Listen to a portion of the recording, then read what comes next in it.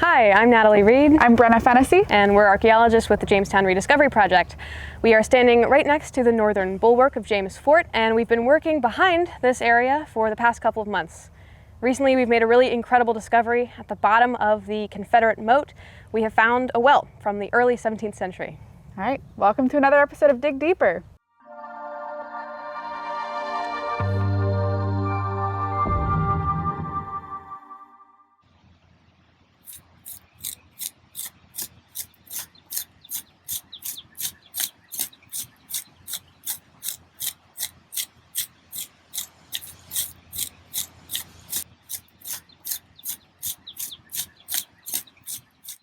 So the whole reason that we started digging in this area was to look at how much was left from a very early 17th century ditch after it had been cut by the Confederate Moat. This very early 17th century ditch requires a whole nother video to get into how we found it through GPR and how we found the profile in this area. So stay tuned for that video. To talk some more about the Confederate fort and the moat on the outside of it, I'll pass things over to Brenna. I'm currently standing in the remnants of Fort Pocahontas. Fort Pocahontas was a Confederate fort that was built on top of James Fort here in 1861. Now you can see what is left of the earthwork behind me and a slight depression here that would have marked a dry moat going around Fort Pocahontas. The earthwork and the moat itself would have been constructed by enslaved laborers, free laborers, and the Confederate soldiers. The Confederate soldiers flee Jamestown Island here in 1862 as the Union soldiers are coming up the peninsula. So while there is never a battle here during the Civil War, we do have Confederate occupation, Union occupation, and other occupation in the 1800s. And now I'm going to talk to you just a bit about what we saw in the profile, these different layers of fill in this Confederate moat as we were excavating in this area. Down at the bottom of this profile, we see different wash layers.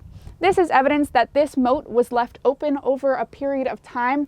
As it rained, the soil from the top of the moat was pulled down into the bottom of the moat and slowly layered up in these bands. On top of this wash layer, we have landscaping fill.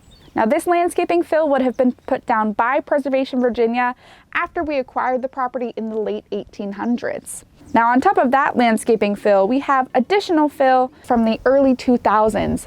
This landscaping fill was put down to build up the north bulwark you see behind me.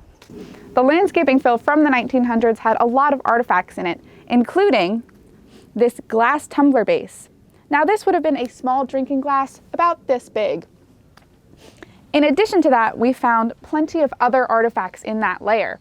And the finds of those artifacts could not have been done without the help of our kids' camp. During our kids' camp this summer, students came out here and helped us both dig and screen through the fill from the 1900s, and they found plenty of artifacts with us, including a piece of Delft tile, an ironstone whiteware bowl that had a maker's mark on it. This maker's mark will help us both date it and figure out where it was manufactured. We also found a ton of native ceramics, Portuguese faience, and a large UFO, or unidentified ferrous object, and so many more artifacts. Our kids campers were a huge help this summer, and the discovery of the well would not have been possible without them. Now on the topic of the well, I will hand it over to Natalie. After the kids' camp, I was tasked with getting rid of the rest of the fill inside the Confederate moat. But there had always been an area inside this test unit that had puzzled us since we opened it up at the end of our field school.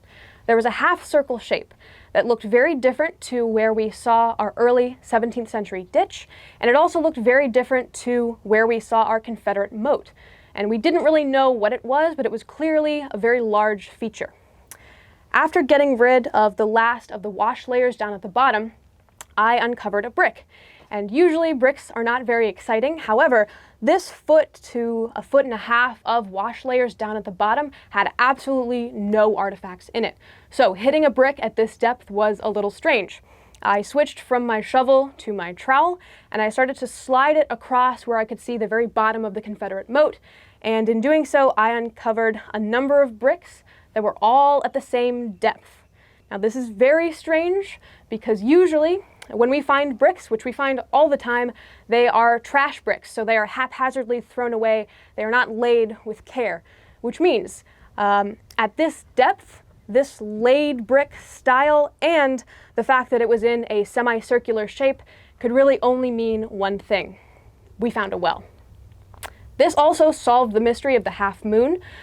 We were very confused about it because it looked so different, but of course, upon seeing where all of this mottled dirt is around the well, we immediately knew that that was part of the builder's trench.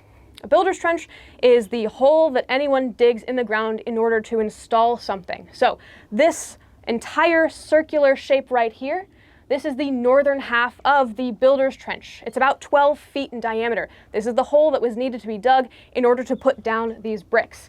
And the section up against the wall right here, this half moon shape, was just the area of the builder's trench that hadn't been impacted by the Confederate moat. Obviously down here, a large amount of the well had been chopped through, including the builder's trench. So immediately upon uncovering all of the wells that we have in the northern half, we realized it looks very similar to the Smithfield well. The Smithfield well was excavated in the early 2000s, and it was dated to around 1617 construction, filled in throughout the 1620s. This well, like the Smithfield well, has half bricks and wedge bricks in between them, as opposed to compass bricks that come about a bit later that taper towards the inside. The fact that this looks so similar to the Smithfield well is very interesting, because if this was also built around 1617, then it is highly likely that it's related to Deputy Governor Samuel Argall's property, which is just up on the hill. Brenna is standing up on the hill approximately where Samuel Argall's residence was, and you can see from how close we are that this well is practically in his backyard.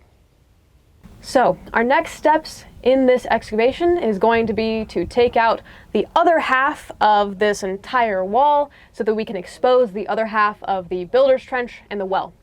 That means we're taking out another 10-foot by 20-foot section of dirt all the way down to where we're kneeling. It's going to be a whole lot of work, but hopefully, as we continue to excavate through the fall and winter, by early next spring, we'll be able to start our well excavations and hopefully get a lot of really interesting artifacts. Thanks for watching.